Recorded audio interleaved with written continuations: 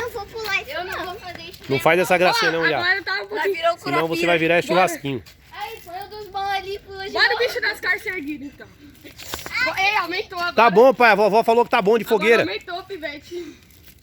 Não, pra reserva caso É, o fogo quando estiver você pular. apagando. Nada. Eu nem vou pular aqui, ó. O que não deu. Mãe, os meninos estão pulando a fogueira aqui, ó. Ele tá pulando ainda, tá colocando mais lenha. Agora não tem como pular. Como que é? Vai lá. Deixa, pera aí que a avó vai mostrar como que pula. Vai lá, mãe. Pula pra eles verem. Vai lá, vai lá. Vai lá, mãe.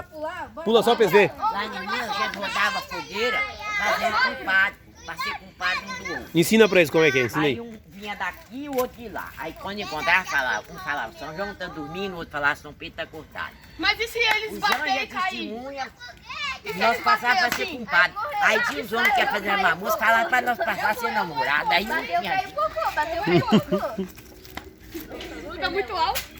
Tá muito alto. Bora apagar um pouco. Não, diz que na noite de São João, você pode pisar dentro do fogo, que tem gente que caminha dentro do fogo e não queima os pés. Tá vendo, Dudu? Mas na queima assim, é porque isso É daí na é pra noite de ganhar São dinheiro. João. É pra ganhar dinheiro. Não, É não sim, põe eles- os pau aí não. Eles fazem um negócio cheio de cinza assim, quem passar sem